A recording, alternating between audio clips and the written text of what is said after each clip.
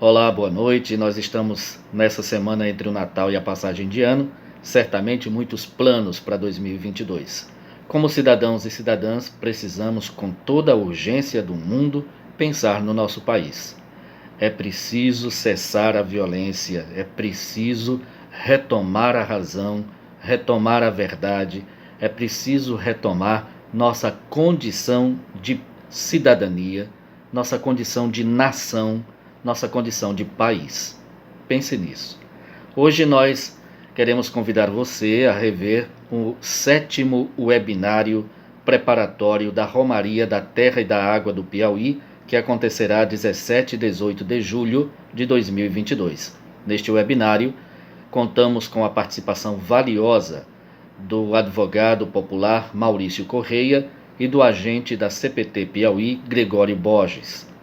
Eles tratam conosco sobre a problemática agrária e fundiária do estado do Piauí e a Lei Estadual de Regularização Fundiária.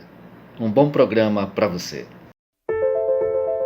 A comunicação evolui em uma velocidade nunca vista antes e com ela evoluímos também, aprendendo com o novo, mudando os nossos métodos, sem nunca perder de vista aquilo que nos move, a comunicação como um direito humano. Nós somos o Instituto Ubíqua. Ser ubíqua é comunicar em tudo, em todos os lugares, o tempo todo. É utilizar a conexão digital para promover a conexão humana. É preocupar-se o tempo todo em compartilhar soluções. É tempo de mudança. A comunicação mudou, o mundo está mudando e você também mudou. Vamos fortalecer os nossos laços, reforçar nossa relação e não vamos mais nos separar. Somos muitas caras, de todas as cores, todos os credos, todos os lugares. Somos risos, somos dores, somos vivos e amores. Somos Ubíqua.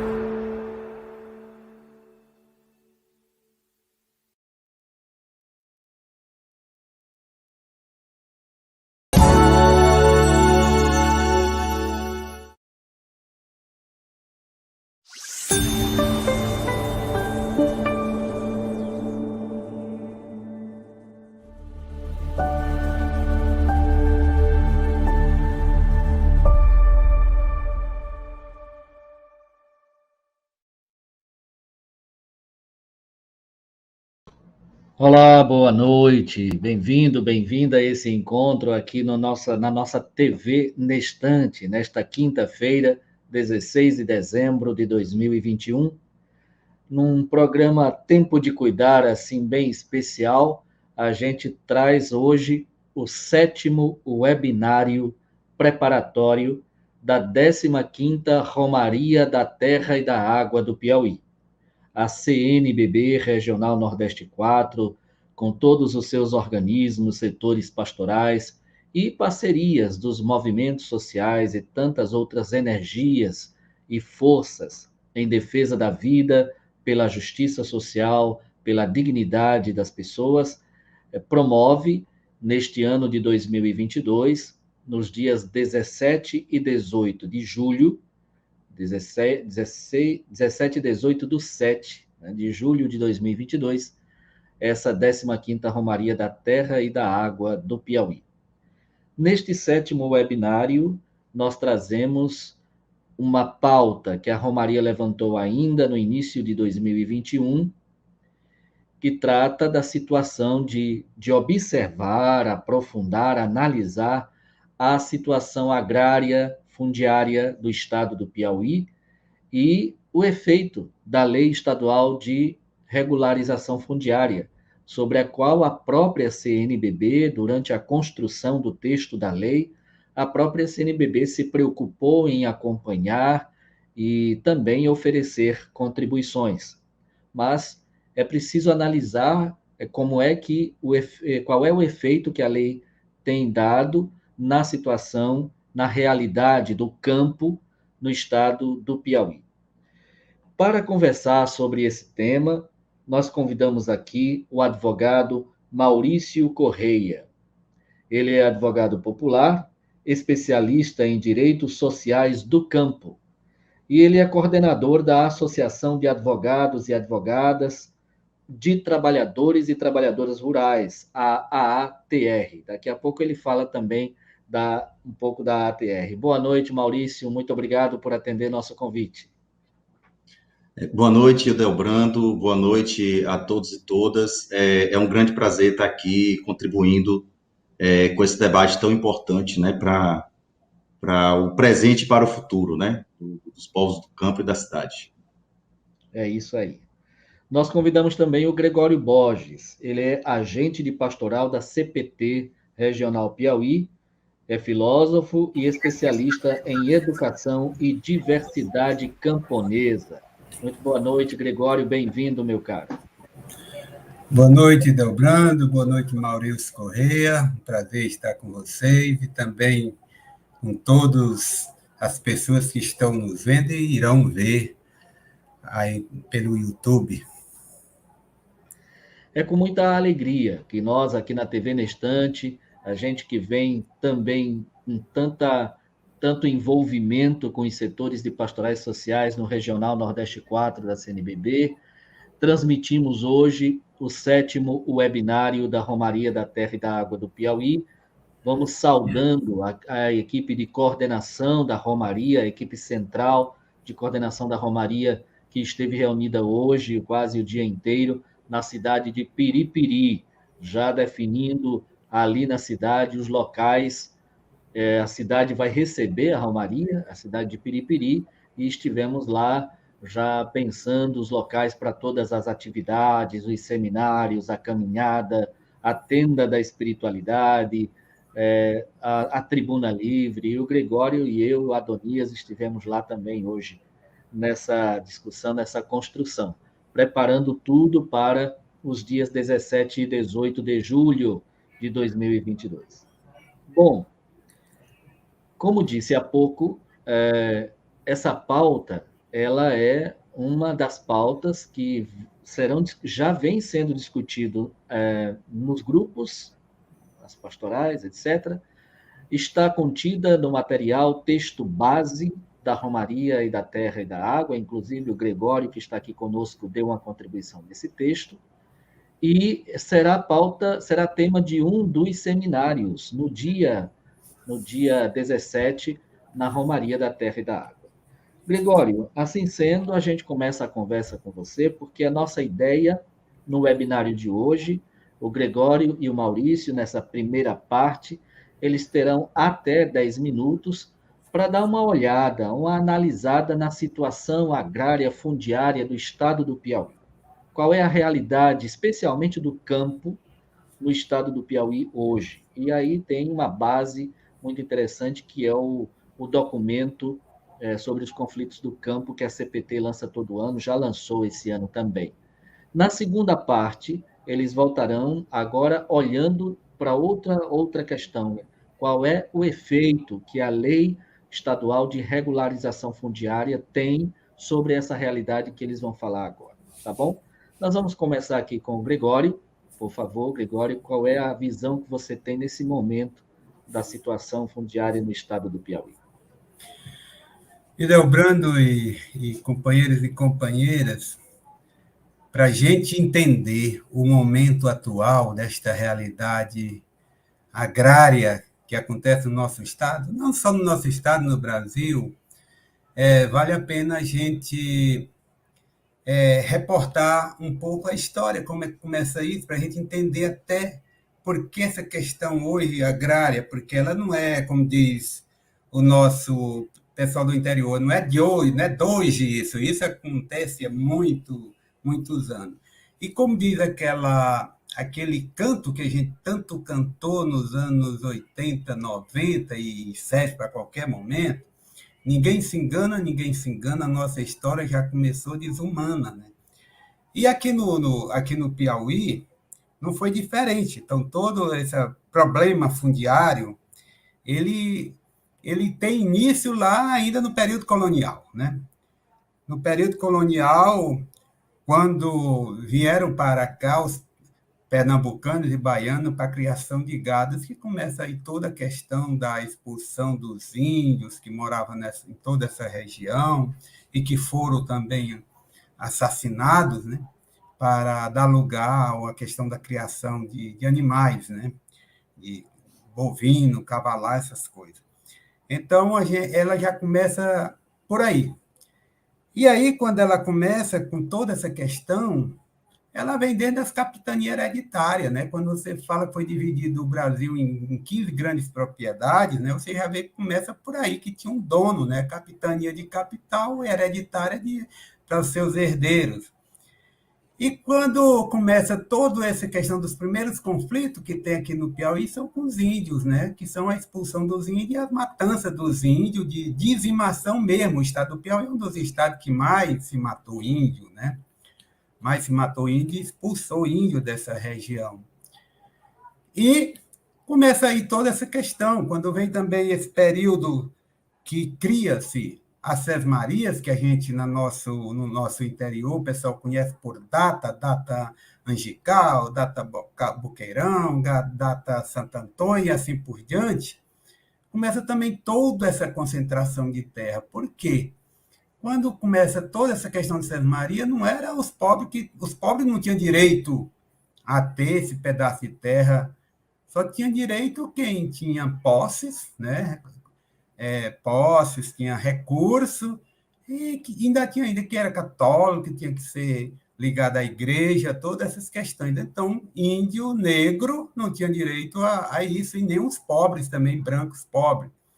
Então, começa toda essa questão de desigualdade. E todas as políticas que foram feitas de leis criadas, desde a lei de 1950, que é a lei de terra, e tantas outras coisas que foram criadas para cá, até essa lei de regularização fundiária do estado do Piauí, que a gente vai conversar depois, e aí o Maurício tem muita propriedade para conversar sobre isso, que ele foi um dos que deu assessoria ao campo unitário aqui na elaboração também, a gente procurava muita assessoria dele. A gente vê que elas são leis que, de certa forma, ela não protege muito aos trabalhadores e trabalhadoras rurais, principalmente sem terra, né? Elas são as leis que terminam favorecendo quem tem um poder de capital maior, né? Então, começa aí todas essas injustiças, né?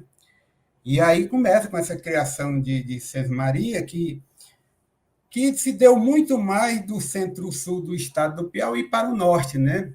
Porque a região sul do Piauí, a região mais do Cerrado, é uma região que não chegou a muito essa questão da sesmaria. Teve mais ou menos a questão de terra, foi discutida mais com a CONDEP, na época, era a própria igreja que fazia a questão da medição de terra. Então, são muitas terras chamadas terras públicas devolutas, que essas terras ainda hoje que continuam ainda um problema seríssimo, né? E no ano 2001, teve aqui no estado do Piauí uma CPI que chama CPI dos Conflitos Agrários do estado do Piauí, que foi uma comissão parlamentar de inquérito aqui, criada na Assembleia Legislativa. E, nesse período, era o autor vamos dizer assim, o relator do relatório da CPI era o então deputado Olavo Ribeiro, que tinha como assessor o Paulo Machado, né? O Paulo Henrique Machado Couto, que todos nós aqui do Piauí conhecem como um nome que conhece muito, muito e muito mesmo sobre as questões agrárias no estado do Piauí. Ele sabe detalhes sobre todas essas questões, sabe até quem são os nomes de sesmeiro, todas essas questões. E foi um relatório que, ao nosso ver, foi construído na época com toda a participação dos movimentos sociais, a participação de juízes, desembargadores, de tudo. Foi um relatório bem bem da igreja que participou com tudo, Dom Augusto na época também, que era o presidente da CPT em nível nacional, participou também de todo esse trabalho investigativo, e saiu um relatório muito bom, onde nesse relatório consta toda essa situação de conflito que existia naquele tempo, e eles chegaram a uma conclusão e até apresentaram o relatório para a Assembleia Legislativa, para o Poder Executivo, o Judiciário, e tudo que é direito, o INCRA, ITERP, tudo, que eles fizeram algumas sugestões, e uma das coisas que eles diziam é que uma das ações que teria que ser feita, a Assembleia, era anular todos os títulos de terra. Por quê? Porque o Piauí começou com toda uma coisa errada, né?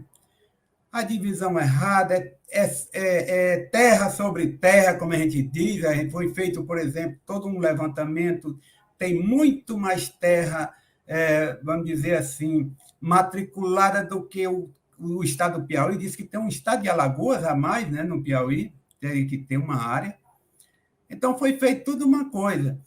E o juiz da Vara Agrária, lá de Bom Jesus, na época, ele até também colocava, depois foi criada a Vara Agrária, que ele dizia que no Piauí só tinha jeito para acabar com os conflitos agrários e o problema de terra se anulasse todos os tipos de terra e começasse do zero. Agora, quem é que ia fazer isso, né? Os nossos parlamentares, nossos governantes iam querer isso? Era comprar uma briga do tamanho do mundo. Então, por isso continua sempre o problema no estado do Piauí todo, com essa questão, principalmente no sul do estado, na região do Cerrado, onde essa concentração ela é bem maior. Ela é bem maior. Você vê que na região de Picos, por exemplo, é uma região que é formada por pequenas propriedades, não tem tantos latifundiários naquela região, você conta. Com isso, não tem muito essa questão dos conflitos de terra. Então, os conflitos de terra estão muito mais concentrados na região sul, principalmente. Antigamente era mais na região norte, mas com um processo de reforma agrária que tivemos aí do governo do Lula, nos 8 anos de governo do Lula, resolveu-se muitos conflitos agrários nessa região norte. Então, na região norte tem conflito agrário, mas não é tanto como no sul, hoje na região do Cerrado. Então, tem todos esses problemas. E, na época, também, a CPI, o que é que apontava?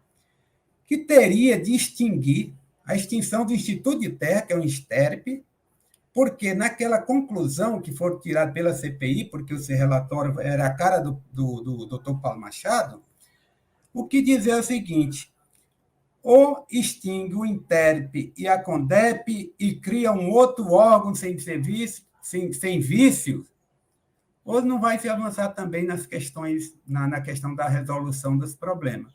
E a gente está vendo, de hoje tem muitos problemas, mesmo com essa criação da lei de regularização fundiária, os conflitos continuam no campo, aumentando a concentração de terra, ela continua cada vez mais, né, porque teve algumas ações do governo nos passados que venderam muita terra e continua vendendo terra do Estado, criando novos latifúndios, né? Latifúndios e que são intitulados de empresas, né? Que são, mas que na realidade se torna um latifúndio, né? Então as leis hoje têm sido muito em favorecer o grande nessas questões. E aí, para a gente ter uma ideia, por exemplo, no Piauí, segundo o INCRA, os minifúndios e pequenas e médias propriedades abaixo de 1.000 hectares soma 119.643 imóveis, que representa 46% da área em hectare cadastrada no INCRA. No entanto, esses imóveis estão distribuídos em 97,6% entre os pequenos e médios proprietários, ou seja, apenas 2,4% que representa o latifundiário concentra 54,4% dos imóveis cadastrados. Você vê uma concentração de terra imoral. E isso tem causado cada vez mais conflito no campo. Mais conflito a gente vê, por exemplo, o Maurício tem acompanhado muito a questão lá no Cerrado, como tem sido muito a perseguição. E muitas vezes também a gente vê o seguinte, mesmo nesse período de pandemia, quantos conflitos nós tivemos lá no Cerrado, naquelas áreas, onde o pessoal chega desmatando as áreas, derrubando. Mesmo área, por exemplo, a partir da lei de regularização fundiária, como a gente chama, Salto 1 e 2, que fica no município de Bom Jesus, do Gurgueia, que foi criado os títulos da terra, foi dado os títulos definitivos para as famílias, e hoje tem conflito lá, que o pessoal chegando, derrubando placa do INTET, dizendo que são deles a terra. Então, o conflito continua e a gente às vezes, se sente muito inseguro. Ainda bem que a gente tem alguns, vamos dizer assim, órgãos do governo, ligado de promotores, de defensor público, que tem alguns juízes. Temos também que a gente não pode negar, a vice-governadora tem dado muito apoio a essa luta junto na defesa do pessoal que estão na terra, mas continua ainda dando tom quem tem mais. Quem tem mais, e a gente fica assim preocupado, porque cada vez mais aumenta esse conflito no campo, e hoje a gente sabe como é a questão de hoje. Hoje, o pessoal que faz esse conflito, os grileiros de terra, eles parecem que se sentem mais seguros, mais amparados pela força presidencial, que também diz que é bom armar até os dentes. Então, é uma coisa preocupante essa questão hoje no campo, né, dos conflitos hoje, e está longe de resolver esse problema, mesmo com essa lei de regularização fundiária, que favorece um pouquinho, mas está longe ainda. Ok, Gregório. Valeu, muito obrigado pela partilha. E o padre Ézio está nos acompanhando, já registrou ali a importância de ter começado o debate com esses elementos históricos que você trouxe aí. Que bom. Vamos abraçando todo o pessoal do Fórum Regional de Pastorais Sociais. O webinário é assumido hoje com a responsabilidade do Fórum também. Saudando o Dom Juarez Souza, que é presidente da CNBB, e em nome de Dom Juarez, saudamos todos os bispos do regional, suas dioceses, seus setores pastorais que estão envolvidos com a preparação da Romaria da Terra e da Água do Piauí. Você que está nos acompanhando já pode ir registrando suas questões, opiniões e perguntas ali no chat. Boa noite, a irmã Magali Gavazoni, já está nos acompanhando. Roseli Pires, boa noite, muito obrigado. Bom, vamos agora à nossa conversa aqui com o Maurício Correia. Maurício, a perspectiva é a mesma de levantar dados e dessa realidade, como é que nós estamos vendo, como é que você está vendo isso hoje? E, claro, o Gregório já deu ali umas pinceladas na questão da lei, mas a gente ainda volta a falar sobre ela também daqui a pouco. À vontade, Maurício. Então, ok, Ildebrando, agradecer também a Gregório, né, por ter feito também essa introdução, né, dessa parte histórica. Eu acho que é fundamental, quando a gente pensa a questão da terra, né, retornar à origem desses conflitos, porque, a rigor, nós vivemos um processo de continuidade do processo colonial. Né? Então, as sesmarias, como bem foi falado, elas eram um prêmio para aqueles bandeirantes, o Domingos Mafrense, os Garcia Dávila, era um prêmio pelo extermínio dos povos indígenas. Então, se mandava cartas ao rei de Portugal, pedindo autorização para fazer o que se chamava de guerra justa, né? O extermínio desses povos, e logo na sequência se vinha essas cartas de sesmarias, também com a presença forte também dos jesuítas aí, principalmente no sul do Piauí. É importante a gente pensar que o Estado, como foi colocado, ele tem grandes diferenças, né, regionais, né, e a região do Cerrado, ela tem particularidades, né, é a região, inclusive, onde a gente absorveu mais dados. A gente recentemente, pela a ATR, nós lançamos uma pesquisa, né, que se chama Na Fronteira da Ilegalidade. Vocês podem conferir o resultado dessa pesquisa no endereço www.matopipagrilagem.org, na verdade, onde nós fizemos estudos de 4 casos nessa região de fronteira agrícola, né, chamada de Matopiba, analisando essas dinâmicas da expansão da fronteira agrícola.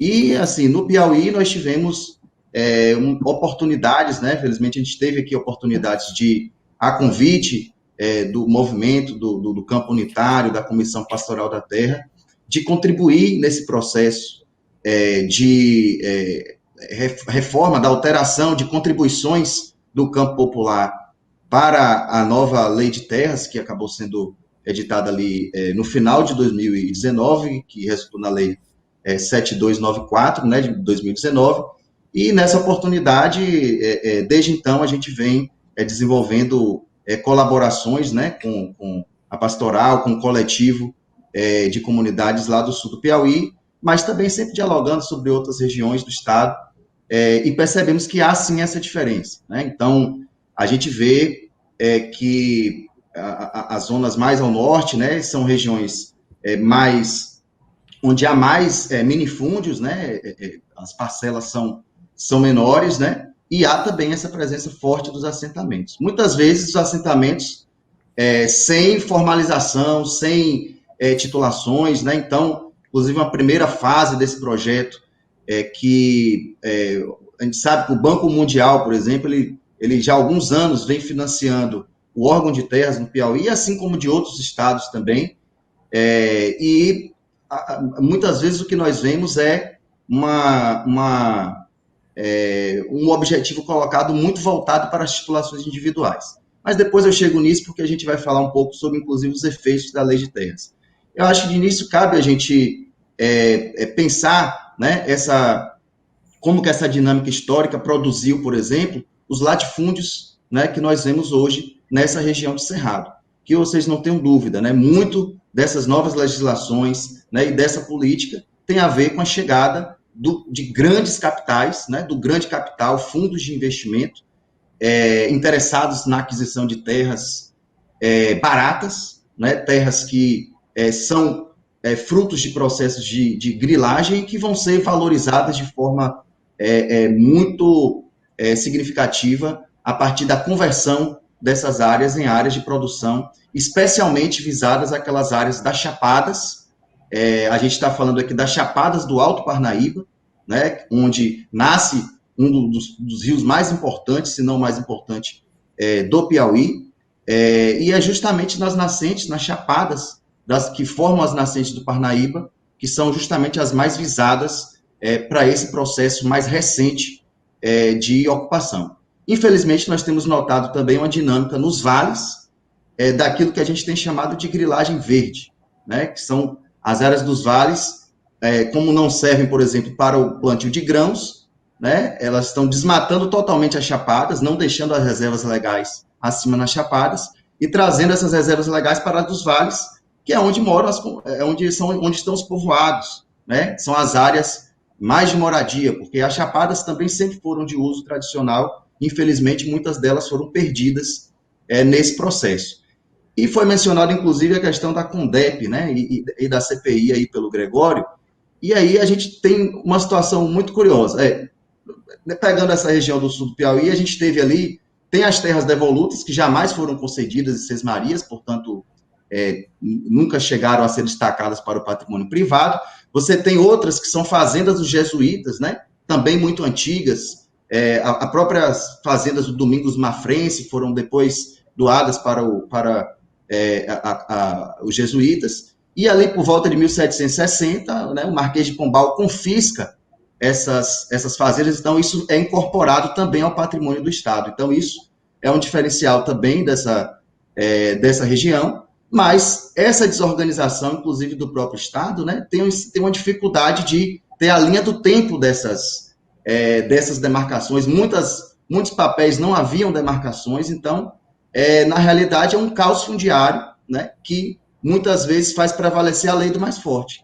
Então, a gente vai ter ali o próprio Barão de Parnaguá, o Barão de Piraí, como os grandes latifundiários, por exemplo, ali já no início do século XX, eram pessoas que tinham acesso direto ao imperador, por exemplo, Dom Pedro II, mas cujas famílias não cumpriram as determinações da Lei de Terra de 1850, que falava-se que as sesmarias que não estivessem medidas, né, aquelas precisaria confirmar que essas áreas estavam sendo produtivas e que elas estavam demarcadas, e não foi feito isso. Né? Então, a partir de inventários, a gente até nesse estudo que nós fizemos relacionado à comunidade de Melancias, né, lá no sul do Piauí, na divisa com os municípios de Giboés, Bom Jesus, Santa Filomena, então ali nós identificamos que a gente tem duas dinâmicas, uma dinâmica que é a ideia de inventar esses latifúndios a partir de fraudes em processo de inventário, de herança, né? Quer dizer, você pega um papel velho de uma herança lá de 1950, né? E transforma 1.000 réis de terra, por exemplo, né? Numa área de 53 mil hectares, e aqui eu vou dar o exemplo da data São Félix, que está lá nessa região, então foram 43 mil hectares que vieram de um inventário, quer dizer, não se comprovou a concessão dessa data e, de repente, ela se torna origem de milhares de hectares que geraram os latifúndios, que estão lá, nesse momento, convertidos em produção de grãos. E, por outro lado, a CONDEP, ali em 1973, fez uma arrecadação de terras enorme no sul do Piauí, em torno de 2 milhões e 400 mil hectares, né? Foi feita uma grande arrecadação, inclusive isso passou por autorização do Senado Federal, e, curiosamente, até nos documentos que justificam essa arrecadação, e essa arrecadação foi feita sobre terras tradicionalmente ocupadas.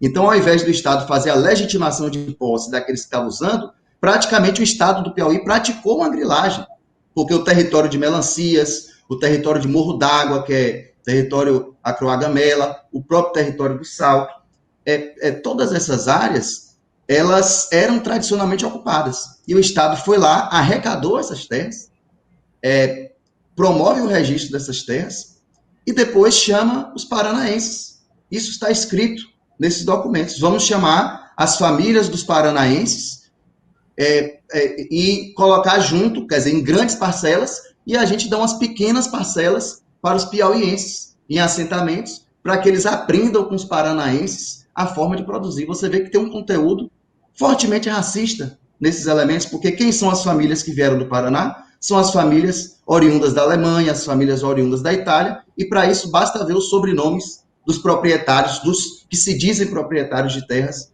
hoje no sul do Piauí. Então, causou uma grande confusão essa demarcação do CONDEP, porque eles concediam um título, por exemplo, de 2 mil hectares, e o fazendeiro pegava esse título e cercava 20 mil hectares com aquele título.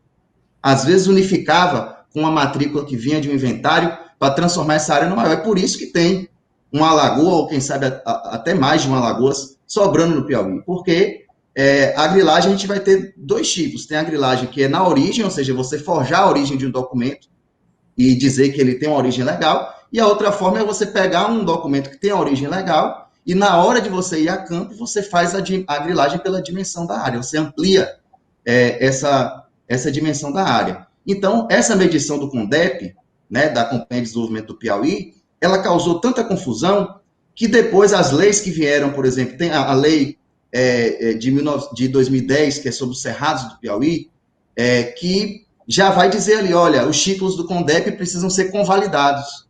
Né? Eles foram feitos de forma tão irregular que as leis de terras que vieram depois, tanto essa de 2010, que é relacionada ao cerrado, a lei 6015 de 2015, que antecedeu essa de 2019, que é a 7294, todas elas falavam desses títulos do CONDEP e falavam de um modo como esses títulos foram concedidos de forma totalmente irregular. E agora se busca facilitar, né, a legalização, né, dessas ilegalidades. Então, isso foi uma constante, né, em toda a história dessa ocupação dessa região do Piauí.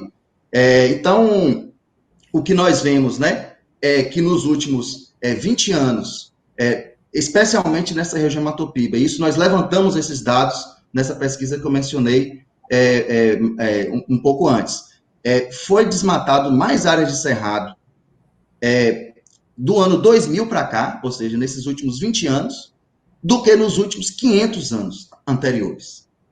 Então, e o Piauí foi onde a fronteira, dentre esses 4 estados do Matopiba, é a fronteira onde mais se avançou, onde se houve mais desmatamento proporcionalmente nesse período. Então, de fato, a gente tem um incremento disso, principalmente a partir da criação desse plano de desenvolvimento do Matopiba, quando, à época, a ministra Cátia Abreu viaja pelo mundo, né, vendendo esta chamada fronteira agrícola como a última fronteira agrícola do mundo, né, abundante em águas, né, em terrenos planos e em plena fase de expansão. Então, todo tipo de fundo oportunista apareceu, né, para, inclusive, estimulando grilagens, porque a grilagem ela é histórica, ela sempre esteve presente. Eu citei aqui, né, o Barão de Parnaguá, o Barão de Piraí, todos eles fizeram grilagem de terras.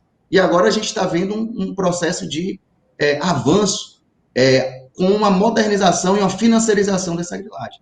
Então, áreas que foram griladas nos anos 80, 90, por grileiros notórios, passaram a ser adquiridas por fundos de investimento, né, como tem sido amplamente divulgado pelas pastorais e pela rede social Justiça e Direitos Humanos, por exemplo, que tem o fundo, por exemplo, dos professores de Harvard, que adquiriram centenas de milhares de hectares de terra em áreas ocupadas por comunidades tradicionais. Inclusive, né, essas áreas estão sendo, neste momento, desmatadas para já dar lugar a essas fazendas, sendo que existem processos judiciais. O próprio juiz da vara agrária lá de Bom Jesus, né, o doutor Eleomar, ele cancelou somente de um grupo de grileiro, 124 mil hectares, comprovadamente griladas, e agora essas áreas, depois de anos, mesmo com as matrículas no cartório registro bloqueado, essas áreas estão sendo desmatadas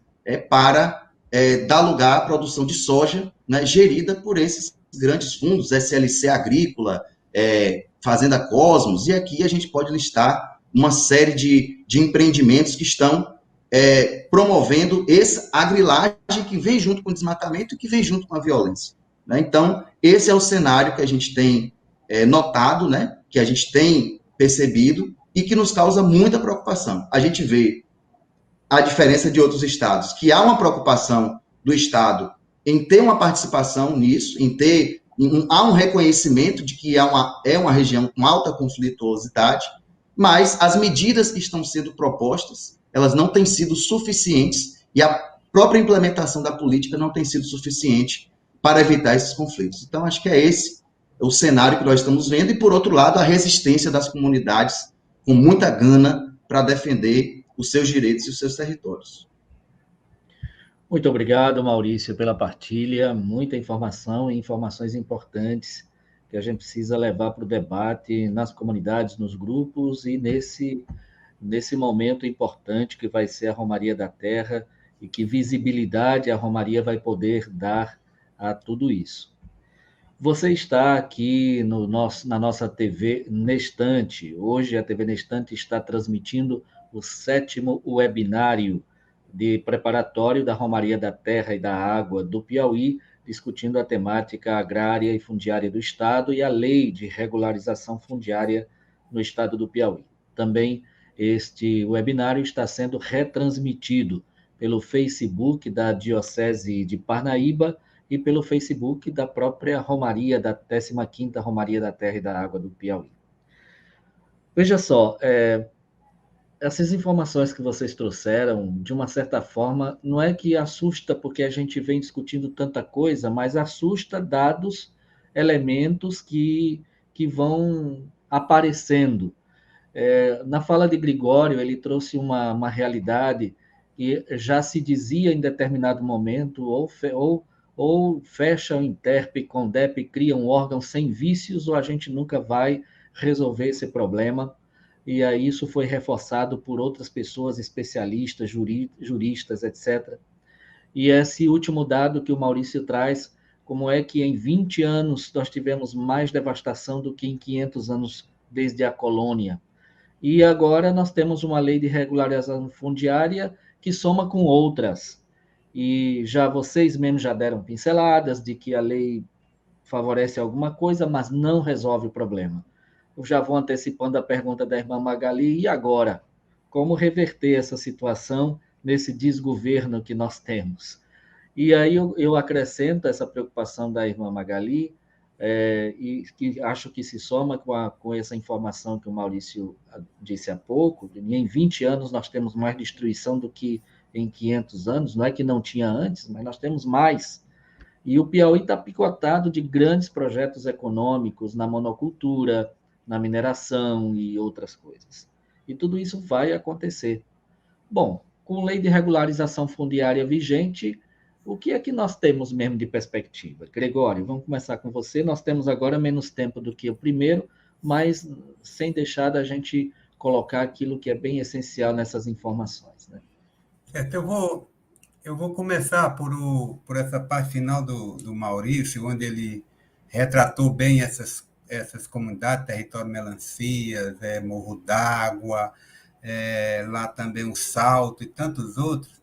Essas comunidades grandes e demais que estão nos vendo, elas estão localizadas nos baixões, né?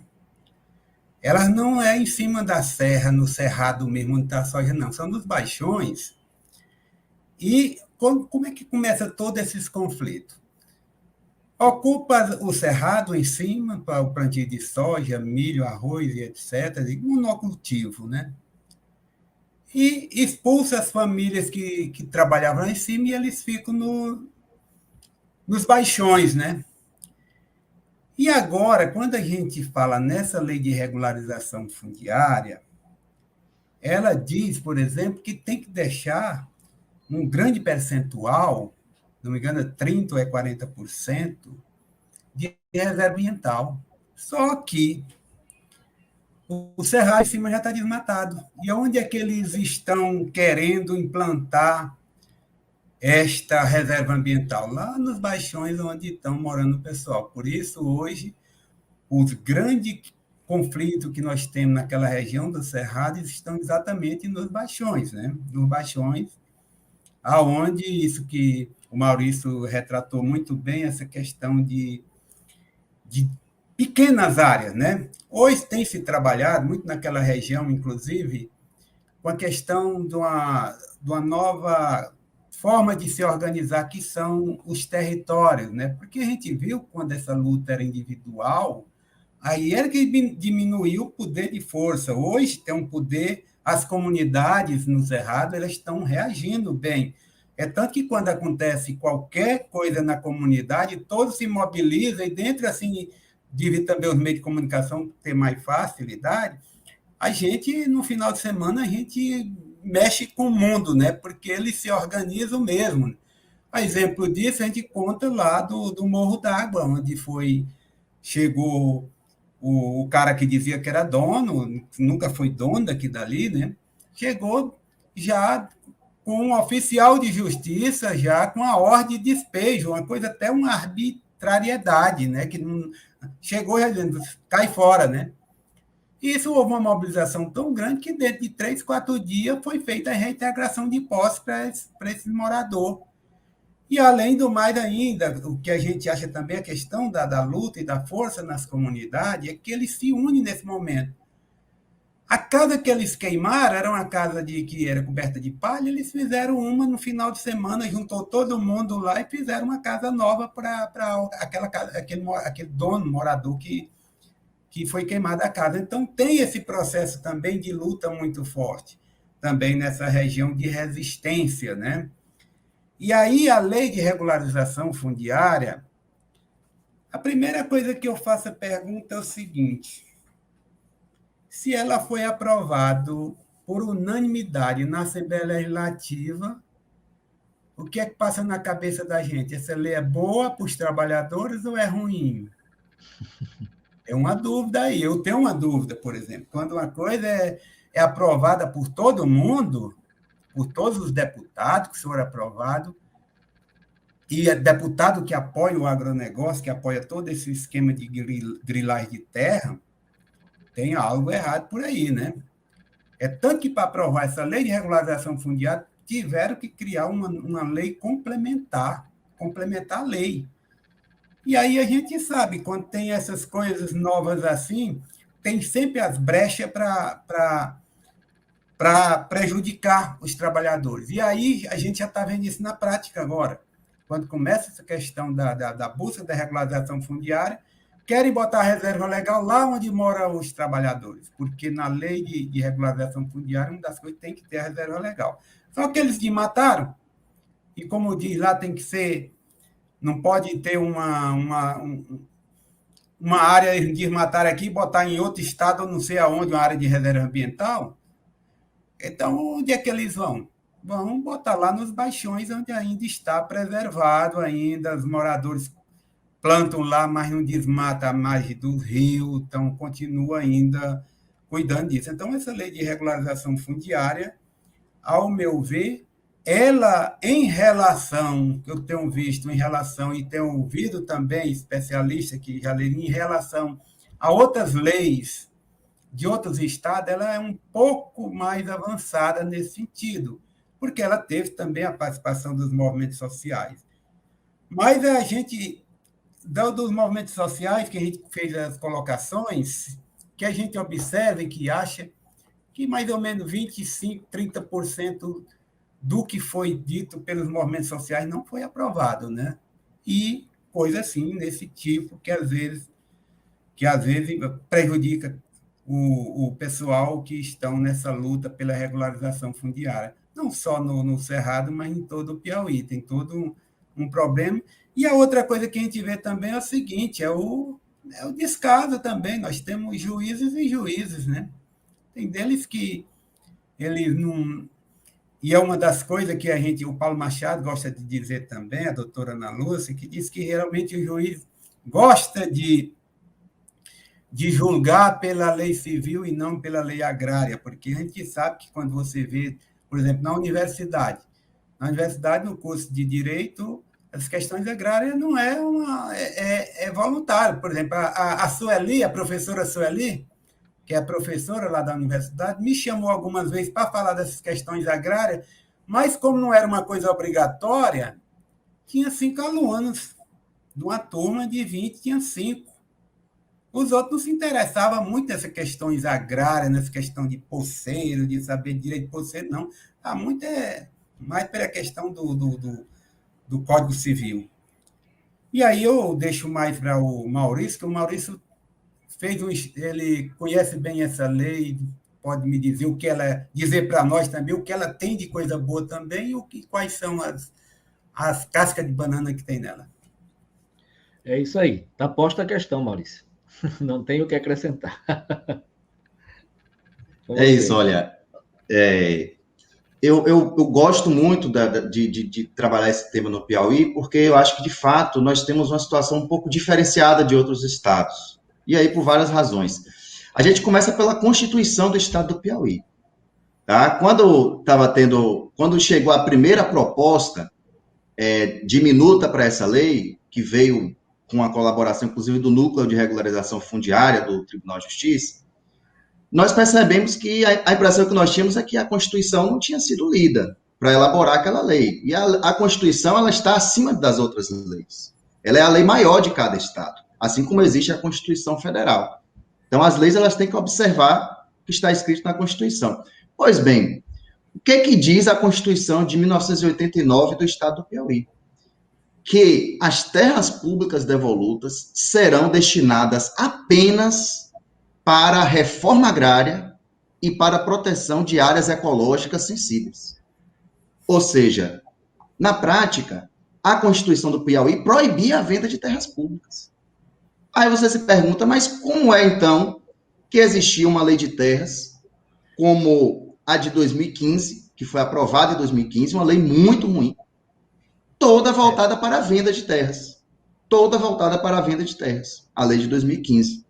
Não se falava de comunidades, não se falava de agricultura familiar. Então, uma lei totalmente voltada para a venda. E a Constituição proibia. Pois bem, quando a gente foi fazer esse debate, ali em janeiro de 2019, já em cima dessa minuta, a gente chamou a atenção para isso. Olha, toda essa lei de 2015 é inconstitucional, porque ela fala de venda de terra quando a Constituição proíbe a venda de terras. Infelizmente, nesse processo, eu acho que isso chamou a atenção também daqueles que estavam articulando. A lei, ela tem um protagonismo do Poder Executivo e do Poder Judiciário, que é uma coisa diferente também, porque geralmente as legislações vêm do Poder Legislativo, né? Nesse caso, mas é positivo também, por um lado, que haja colaboração entre os poderes. Mas a lei que veio foi uma lei que não tratava dos povos e comunidades. Então, nós buscamos trabalhar uma proposta, né, que fosse aprovada pelos movimentos e que visava inserir ali naquela lei direitos que já estão consagrados em outras legislações, inclusive. Eu acho que a grande virtude dessa nova lei, que não está na lei dos outros estados, e aí, em relação ao Matopiba, mesmo de outros estados mesmo, que é a incorporação dos conceitos de território e de comunidades tradicionais que está na Convenção 69 da Organização Internacional do Trabalho.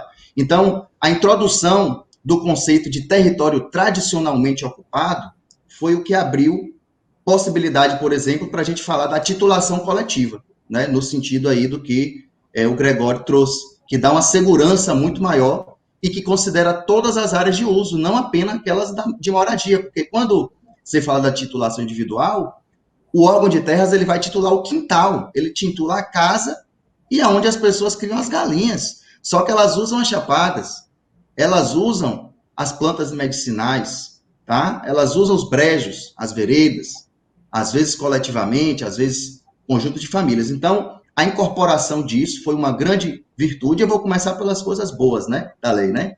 Então, foi uma grande virtude, está lá, território tradicional, tudo muito bem amarrado. Uma outra questão que foi inserida, que foi muito importante, todas essas inserções positivas, né, vieram das proposições dos movimentos sociais, a grande maioria delas. Uma outra foi o reconhecimento dos territórios indígenas, né? Eu acho que foi muito positivo que o Estado pudesse também incluir, né, os povos indígenas, ainda mais no momento em que, pensando, né, na ação do governo federal, a gente não tem mais atuação da FUNAI com demarcação de terras. Então, acho que isso também foi bastante positivo. Um outro aspecto positivo também que conseguiu ficar na lei foi algumas espécies de salvaguardas, ou seja, se fala de venda de terras, mas se diz que se houver conflito, né, com comunidades, se houver conflito com povos indígenas, com quilombos, com ribeirinhos, com brejeiros, a preferência, ou seja, não pode haver regularização para o particular, né? Então, isso foi uma espécie de salvaguarda que foi muito importante que tivesse sido inserido nessa lei. Pois bem, só que é como o Gregório falou, é de se estranhar uma lei aprovada por unanimidade. Algum tempo depois, nós vamos perceber que, na verdade, não era uma lei de terras que estava sendo colocada em tramitação, mas um pacote. Primeiro que eles perceberam a vedação da Constituição e mudaram a estratégia. Então, retiraram da lei o instrumento, por exemplo, mais perigoso de todos, que se chama reconhecimento de domínio particular sobre terras devolutas, que é praticamente reconhecer títulos falsos, títulos que não são regulares, que foram fruto de grilagem de terras, e que seriam convalidados, certo? Então, nós apontamos o erro disso, e por que isso é inconstitucional. Então, qual foi a estratégia, então, utilizada aí, inclusive pelo Poder Executivo e pelo Legislativo? Eles pegaram a lei ordinária, 7294, e aprovaram todas as partes boas mesmo, as conquistas estão nessa lei, só que separaram esse reconhecimento de domínio, que, na prática, gente, é legalização da grilagem, tá? Não tem como a gente entrar muito no detalhe técnico, né? Mas, assim, as terras que foram griladas até 2014, o Estado simplesmente vai dizer essa terra é particular, sendo que ele nem tem competência para isso. Isso é a competência federal. O Estado não pode revogar, por exemplo, a Lei de Registros Públicos, que é uma lei federal, e nem pode abrir mão do seu patrimônio sem observar a limitação que a Constituição Federal também coloca, por exemplo, que não se pode vender terras com mais de 2.500 hectares sem autorização do Congresso Nacional, né? E a preferência das terras devolutas é a reforma agrária, tá? E a questão da proteção ecológica. Então, fizeram essa lei 244 complementar, inseriram, isso foi a parte, tá? Isso só se ficou sabendo no momento da votação, e uma votação relâmpago. E, junto com isso, fizeram uma PEC, uma proposta de emenda constitucional que não foi debatida com os movimentos, nem a Lei 244 e nem essa PEC foi debatida. E, para vocês terem ideia, a PEC foi aprovada em poucos dias. Poucos dias. Ela passou na Comissão de Constituição e Justiça sem que o texto tivesse consolidado e inseriu na Constituição essa possibilidade de reconhecimento de domínio, de legalização da grilagem. Então, isso passou na calada da noite. Enquanto os movimentos estavam discutindo e até comemorando uma lei ordinária que foi aprovada, incorporando conquistas, né? Eu acho que é importante reconhecer essas conquistas. Na calada da noite, fizeram uma PEC, uma lei complementar, que vai em sentido contrário a essa lei. E aí, o que é que nós estamos vendo enquanto efeitos? Né? Enquanto efeitos dessa lei, nós temos um território até agora titulado, no período de 2 anos, né? E que é o território de Salto, que já foi comentado aqui. E, para vocês terem ideia, somente um dia, e no dia 27 de agosto de 2021, somente um dia foi expedido 9 títulos individuais de reconhecimento de domínio, lá no município de Uruçuí, 2.500 hectares, utilizando já dessa lei complementar, que não foi debatida com os movimentos sociais. E, por outro lado, nós vemos que essa intenção do Banco Mundial está muito vinculada a metas de titulação individual. Então, foi incorporada, por exemplo, na Lei 7294, que é a lei que a gente conseguiu essas conquistas, que a prioridade do INTERP deve ser a atuação nos territórios em conflito. E o que nós vemos na prática é justamente o contrário. O INTERP vai para as áreas que não têm conflito, justamente para poder fazer números. Vamos pegar um assentamento que já está lá assentado há muito tempo, mas o pessoal não tem o título. Então, numa pancada só, nós vamos bater uma meta aqui de 500 títulos, sem precisar entrar em conflito com ninguém, porque ali já está pacificado.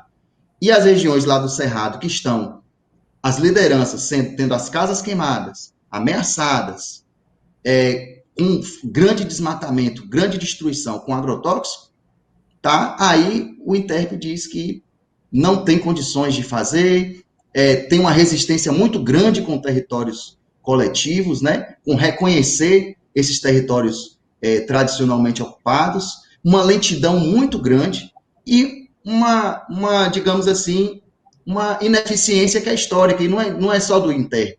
A maioria dos órgãos de terra valeria esse diagnóstico aí que foi colocado pelo Gregório.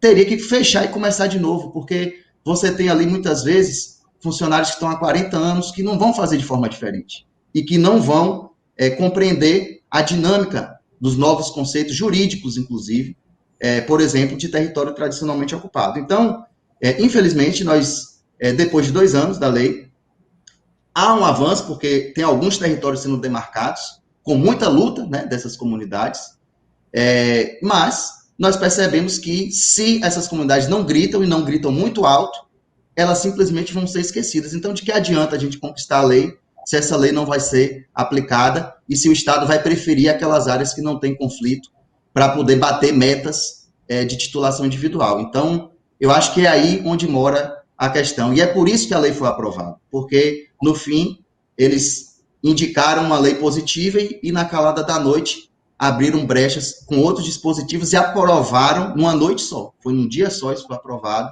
sem mais nenhuma discussão. Então, conseguimos avançar, foi importante ter feito essa disputa, mas não acaba a luta, né? Se não houver pressão, muito provavelmente todas essas conquistas que estão na lei, elas vão se tornar, né, letra morta e vão servir apenas para se fazer propaganda de que se tem uma ótima lei no estado do Piauí. Mas se ela não é aplicada, infelizmente, ela não tem serventia, né? Então, acho que é esse um pouco do diagnóstico que a gente faz em relação ao processo, né, de elaboração e de como tem sido aplicado, né, no estado.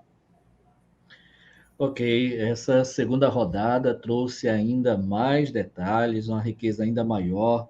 O padre Ezio está dizendo aqui, informações ricas e precisas nos chamam a atenção para a gravidade do problema.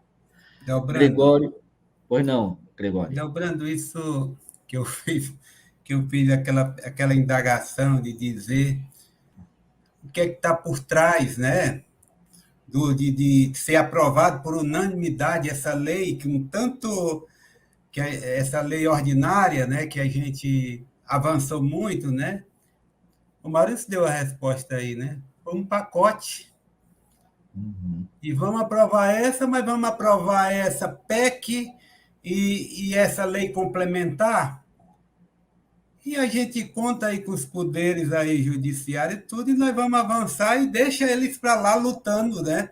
Agora, a vantagem que tem é que nós temos também uma garantia que a gente pode lutar e a gente pode ter essa força de buscar, como estamos caminhando, mesmo devagar, se consegue avançar, ou pelo menos traz esse debate forte, né, para a sociedade dos direitos dos poceiros, né, do pessoal do território. E essa luta da questão do território, ela tem avançado muito, porque eu estava até comentando, a gente tinha um encontro nosso da CPT de avaliação, e tem gente do conselho que é lá dessa comunidade Melancias, e a gente estava até comentando como essa questão dessa ideia de território, ela avançou, porque nenhum pessoal, a gente vê ninguém mais da comunidade dizendo assim, eu sou da comunidade Melancia, eu sou do território Melancia, eu sou do território Olho d'Água, né, Morro d'Água, eu sou do território Vão do Vico. Aí, então, tem essa questão da luta conjunta, que isso é muito interessante, e que nós temos esse instrumento para lutar, que é essa lei que foi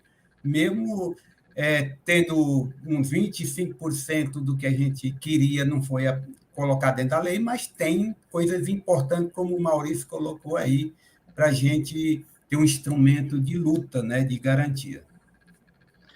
Ok, tem essas informações que vocês dois trouxeram sobre... Todo mundo viu, todo mundo que se preocupa com essa questão, viu quantos movimentos sociais se aproximaram do debate, se inseriram. Tinha uma comissão mista com representantes do Estado, da Assembleia e dos movimentos sociais. A própria CNBB Regional Nordeste 4 se preocupou em acompanhar, e foi muito importante essa informação. Claro que muita gente já tem, outras pessoas podem não ter, de como toda a construção foi, eu vou usar a palavra traída aqui, viu? Com essa PEC que o Maurício informou, que foi feita assim a toque de caixa, enquanto as pessoas que acreditavam no mínimo de justiça no campo estavam celebrando a conquista da lei. Essa informação ela é importante para que todo mundo compreenda que a luta não parou, ela vai precisar se fortalecer nesse campo. Então, Gregório e Maurício, o objetivo desse webinário, de todos os webinários, com cada temática que a Romaria está pautando, é subsidiar, de fato, as comissões, a coordenação central, as pessoas que estão trabalhando nisso, de maneira que a gente chegue lá no seminário, no dia da Romaria, com mais amadurecimento das temáticas, e, sem dúvida, muita coisa a gente precisa popularizar e ajudar as comunidades, contribuir para que as comunidades compreendam e entendam o que está sendo feito. O papel da igreja nesse campo tem sido esse de se preocupar e, de fato, dar visibilidade a essas questões, no intuito da própria igreja também, ela, nesse papel de lutar e defender a dignidade da pessoa humana, participar, se inserir nesse campo de defesa da vida. Agora, eu peço a vocês, nós temos ali nos comentários, não temos mais perguntas, né? A pergunta da irmã Magali já fiz, do Padre Ézio também, e ali temos as saudações. Peço a vocês que façam agora observações e considerações finais, a gente está chegando no final da nossa conversa, e se tiver alguma coisa que não possa ser esquecida ainda nesse campo dessa contribuição que vocês trouxeram hoje. Então, Maurício, pode ser você? Pode sim. Eu acho que é isso. Eu acho que o importante é a gente entender que no campo jurídico a gente está sempre em disputa. Direitos, né? A gente tem muita legislação que garante direitos, né? Muitas legislações. A gente precisa saber mobilizar essa legislação dentro de um processo de luta, porque isso não vai ser automaticamente, né? o Gregório falou muito bem aí sobre a formação dos juízes e da magistratura no Brasil. Né? É uma mentalidade patrimonialista. Né? Então, para a gente conseguir a afirmação dos direitos, né, isso depende de todo um processo de tomada de conhecimento, né, daqueles que são sujeitos do direito. Então, quando uma comunidade fala o meu território, ela tem a consciência de que o território não é só a terra, né? O território são todos os espaços de uso físico e também espiritual, e também as relações que existem, né? Especialmente, por exemplo, nas comunidades indígenas, né? Mas esse processo de luta no direito, ela é dinâmica, né? E quando a gente, da mesma forma que eles colocam brechas, né, para conseguir convalidar grilagens que foram feitas lá atrás, ou mesmo as mais recentes, a gente também precisa colocar lá as nossas brechas para a gente poder disputá-las, né, dentro desse processo. Eu acho que a titulação do território de Salto é uma titulação histórica, né, um primeiro território coletivo titulado, tem mais tantos outros em processo de demarcação, sempre muito difícil, né, uma luta muito renhida, mas nós temos, assim, observado que há um empenho muito grande, né, dos movimentos e das comunidades de conseguir fazer valer esses direitos. Então, eu penso que, ainda assim, olhando para o conjunto geral, nós temos no Piauí condições, digamos, até mesmo favoráveis para que essa luta consiga alcançar êxito, né? Porque, junto com essa legislação, a gente tem essa mobilização, né, de cobrança junto aos órgãos. A gente espera que o órgão fundiário ele esteja mais aberto, né, para compreender essas noções que foram inseridas, né, nessa nova lei. E, enfim, eu acho que, no mais, agradecer a oportunidade de estar aqui, podendo contribuir aí para esse processo preparatório da Romaria. Eu acho que é um momento importante de encontro, de reflexão, né, e para que a gente consiga fortalecer essa luta, sem dúvida, a gente precisa ampliar, como foi dito pelo Idelbrando, popularizar esses conhecimentos. A gente chama de desencastelar o saber jurídico, né? Toda a nossa função enquanto advogados e advogadas populares é justamente falar e traduzir essa linguagem que foi codificada, né, justamente para afastar as pessoas desse conhecimento. Então, a gente tem que fazer esse movimento contrário, né? E porque basta usar as palavras certas, não tem nada de complicado, as próprias comunidades hoje entendem também muito bem os seus direitos, e acho que é esse caminho que a gente deve seguir. Então, agradecer a todos, ao Idelbrando, ao Gregório, a todos que estão nos assistindo por essa oportunidade, e a gente está sempre aí à disposição para poder contribuir. Muito obrigado. Muito obrigado, Maurício. Gregório, com você. Então, a gente também agradece, a gente acha muito importante esse debate, né? Esse debate para aprendizagem. E a Romaria da Terra do Estado do Piauí, Maurício, a gente realiza ela, vamos dizer assim, 3 etapas. Tem o antes, que é isso que a gente está fazendo, que é a preparação. O durante, que é durante o período que nós vamos ter seminário, vamos ter a Romaria, a grande celebração, vamos ter tribuna, a vez do tribunalismo, a vez dos trabalhadores e trabalhadoras ficarem dizendo, levar suas angústias, colocar também suas experiências no seminário também. E tem o depois, né? O depois, que é aquilo que, quando a gente termina, sempre sai um documento, e desse documento a gente entrega às autoridades, inclusive com a presença de todos os bispos, de todas as dioceses do Piauí, tem acontecido isso, e que tem gerado, por exemplo, a última, 14ª Romaria, foi criado um GT, né, um grupo de trabalho que tinha representante do governo do Estado, das secretarias também, e que avançou em alguma coisa. Está devagar por causa da pandemia, teve umas paradas aí, mas se avançou. E outra coisa também que a gente fica feliz também, e resultado da Romaria da Terra, por exemplo, nós falamos hoje do território Melancia, né? O Maurício conheceu o seu Juarez, né? O seu Juarez, que é uma liderança da comunidade. Seu Juarez, ele diz em todo lugar que quem despertou ele para a luta foi a Romaria de Oeiras, né? Ele disse nunca tinha ido numa Romaria. Aí chegou na Romaria da Terra e da Água em Oeiras, e foi exatamente o lugar. Eu estava também, eu é que estava conduzindo lá os trabalhos, e ele foi dizendo, rapaz, mas a gente tem esse direito e nós estamos lá tudo voando. A partir desse, aí ele procura a CPT, procura, a partir dali ele despertou. Então, na Romaria da Terra tem despertado muitas pessoas para a conquista e para lutar por os seus direitos. E aí isso é muito importante, esse momento de preparação da Romaria, exatamente porque também os trabalhadores e trabalhadoras, camponeses e camponesas, e também da cidade, eles já vão com esse espírito também já discutindo para aprofundar mais, cada vez mais, para poder a gente tirar também resoluções, apontar alternativas de saída, e é isso que o Delbrando coloca, né? A igreja em Romaria, como tem até tinha aí um aplicativo, né, que é em Romaria, né, que a gente trabalha, que é essa questão do antes, do durante e depois. Então, a gente vai agradecer. Claro que eu estou também na coordenação da Romaria desde quando começou a primeira, né? Nós estamos na 15ª, que a gente participa todos os anos, né? E meu obrigado e boa noite para todos e todas.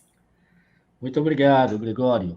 Obrigado a você que nos acompanhou neste 7º webinário preparatório da Romaria da Terra e da Água, 15ª Romaria da Terra e da Água do Piauí. Este é o último do ano de 2021. No início do ano a gente revê e vamos ver com a Comissão de Comunicação e Comissão Central como se continua mantendo esse espaço de diálogo, de crescimento, de construção. A você, Gregório, você, Maurício, muito obrigado pela disponibilidade, o tempo dedicado a esse diálogo e, sobretudo, pelas contribuições que vocês trouxeram a esse debate. E a quem se manifestou pelo chat, a irmã Magali, Padre Ézio, Roseli Pires, Jaci, Rita, boa noite, muito obrigado pela contribuição. E boa noite, bom fim de semana, até o próximo encontro da Romaria da Terra e da Água. Até lá!